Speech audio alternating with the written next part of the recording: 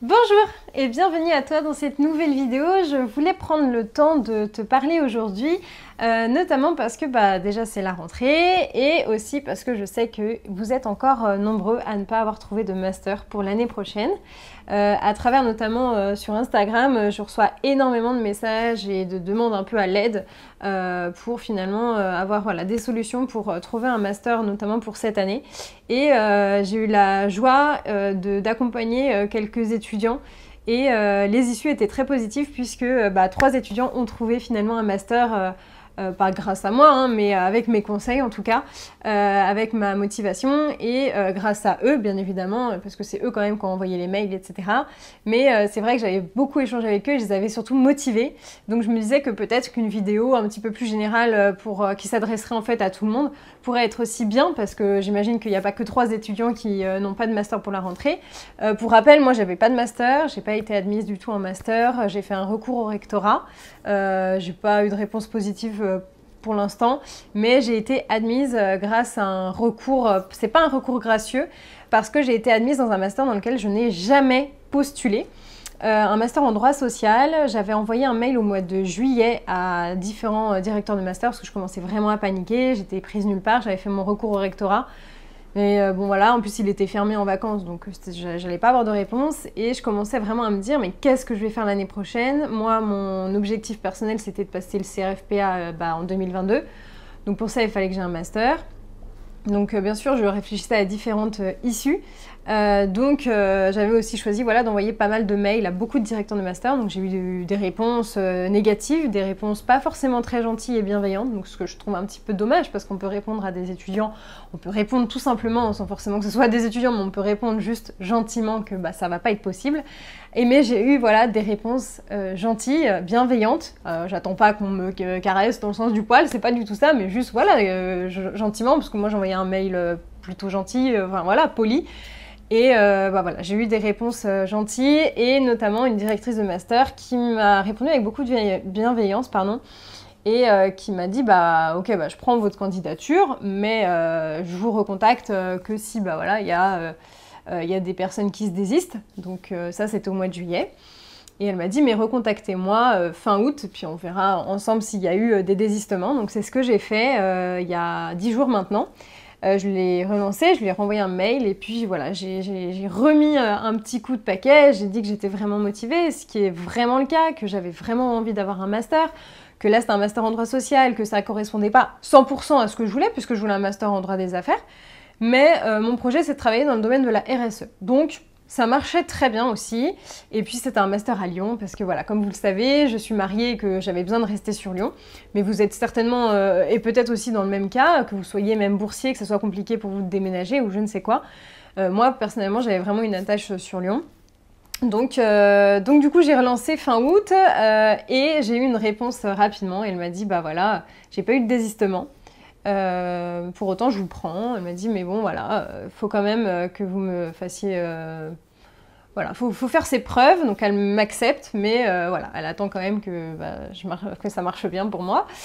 Donc, une petite pression supplémentaire, mais il n'y a pas de souci par rapport à ça. Et du coup, je me dis qu'il y en a beaucoup d'entre vous qui auraient peut-être besoin en fait, d'aide.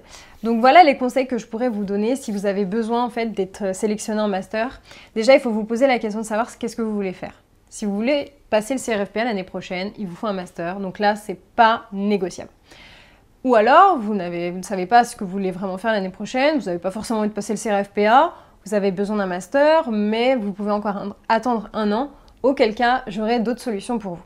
En ce qui concerne les demandes urgentes, pour ceux qui doivent avoir un master, que c'est important pour leur projet professionnel, que c'est pas négociable, voilà mes conseils. Dans un premier temps, il va falloir que vous relanciez vos directeurs de master. Certes, les directeurs de master dans lesquels tu as postulé. Dans les masters dans lesquels tu as postulé, ça c'est très bien, mais pas que. Bien au contraire, il va falloir que tu demandes des admissions en master dans des masters que tu n'as pas du tout, dans lesquels tu n'as pas du tout postulé. D'accord?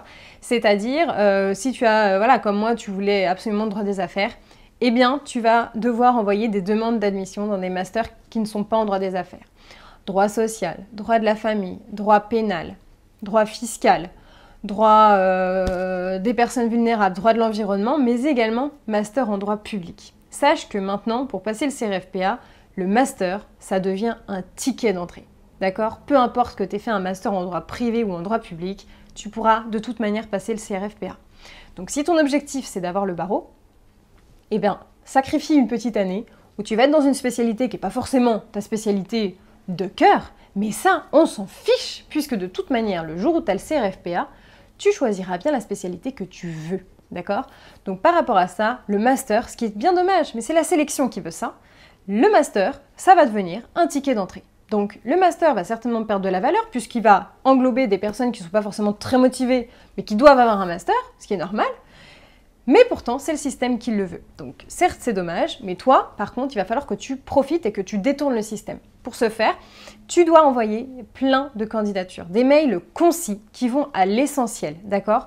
N'envoie surtout pas des lettres de motivation de 3 pages. Sache que les directeurs de master, ils sont pressés, ils n'ont pas que ça à faire, ils ont déjà fait toutes les admissions au mois de mai, juin, ils ont plus que là. Donc toi, dans ton mail, tu dois être concis, tu dois montrer ta motivation en quelques lignes, mettre ton projet professionnel, mettre tes notes, mettre tes stages, tes expériences professionnelles et dire en une ligne vraiment pourquoi tu veux ce master. Bref, ton mail, il doit faire une petite page et tu mets en copie et tu mets en PDF ton CV. Comme ça, la personne, elle a ton petit mail de motivation et ton CV. D'accord? Et ça, tu fais ça pour une quinzaine de masters. Pareil, certes, tu es peut-être attaché à une ville, mais si tu finalement as la possibilité de déménager, alors ne loupe pas ta chance. Envoie plein de CV, lettres de motivation. Tu fais des copier-coller, bien sûr, tu arranges en fonction des spécialités, mais tu envoies ça dans toutes les villes possibles et inimaginables. Je te promets que si tu fais ça, tu auras un master fin septembre. D'accord? Il faut que ton mail soit concis, qu'il soit clair, sans faute d'orthographe, d'accord? Avec un CV à jour et un CV sérieux. Et un mail qui soit vraiment incisif. D'accord?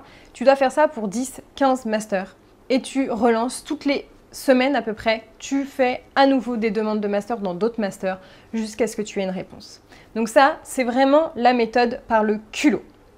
La deuxième méthode, c'est la méthode où finalement tu vas contourner encore une fois le système et tu t'inscris dans un master à distance. Le CNAM, je te mets le lien dans la description, eh bien, te propose 2 masters. Le master en droit des affaires et le master en droit de l'immobilier à distance, d'accord? C'est-à-dire que tu n'auras plus le statut étudiant et pour autant, tu auras bien un master reconnu par l'État, un master de droit. Voilà, ça coûte environ 250 € l'année parce qu'en fait, tu payes par matière. Donc, si tu choisis toutes les matières pour valider ton master, j'avais fait le calcul et c'est environ 250 €, ce qui est tout à fait raisonnable. Donc, tu t'inscris et ensuite, tu demandes les documents, tout ça.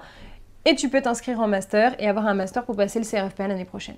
Donc voilà les 2 façons d'obtenir un master avant fin septembre. Tu as jusqu'à fin septembre pour trouver un master.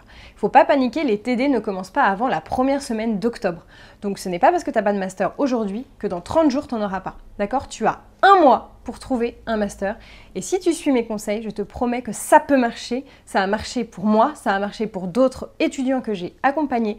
Donc si tu suis cette méthode, je suis persuadée que tu trouveras un master. Ensuite, si tu fais partie des élèves qui t'as pas de master, c'est pas la fin du monde, ça te saoule évidemment, mais que finalement tu peux te résigner pendant 1 an à faire autre chose. Tu peux soit faire un stage, soit faire un DU, soit partir à l'étranger. Voilà, pour moi, c'est les 3 bonnes options qui permettent en fait à toi d'évoluer, de grandir, de ne pas être frustré et d'avoir un bon CV pour retenter le coup l'année prochaine pour le master. Donc, tu choisis soit de partir à l'étranger, donc bon, avec le Covid, vous allez me dire, c'est pas du tout un problème le Covid. Si vous suivez l'administratif, si vous êtes vacciné, si vous avez fait les tests et tout, il n'y a pas de souci, vous pouvez partir à l'étranger. D'accord? D'autre part, faire un DU. Les inscriptions en DU, c'est jusqu'à mi-septembre maximum. Donc il ne faut pas tarder. Tu t'informes tout simplement près de ta faculté, tu demandes quel DU il propose, tu t'inscris à un DU. Même si ce n'est pas le DU de ton cœur, on s'en fiche. Ça te fait un super DU dans ton CV, ça te fait une activité et à côté, ça te libère du temps pour faire soit un stage, soit encore travailler pour gagner de l'argent. Troisième solution, faire un stage, comme je te le disais, où là tu fais un stage à temps plein, ou encore tu trouves un boulot, mais c'est vrai qu'un stage, c'est bien de rester dans le secteur d'activité qui t'intéresse. Eh bien, pendant 1 an, tu te consacres à 100% à un stage, et je te promets que le milieu des stages est vraiment ouvert en ce moment.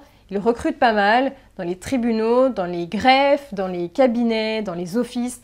Voilà, il faut y aller, il faut faire du toc-toc, et tu finiras par trouver quelque chose à faire cette année, mais surtout ne fais pas rien. Il y a aussi la solution de se réorienter. Ça existe, il y en a beaucoup qui le font, s'inscrire dans une école. Quand tu as fait du droit, généralement c'est management ou encore commerce. Je pense que c'est pas mal. Et les inscriptions, tu peux les faire jusqu'à septembre dans les écoles de commerce. Donc fais du toc-toc, on s'en fiche si c'est pas la meilleure école de commerce et tout. Au moins ça te fait quelque chose, ça te fait un master, c'est pas nul en fait, c'est même très bien.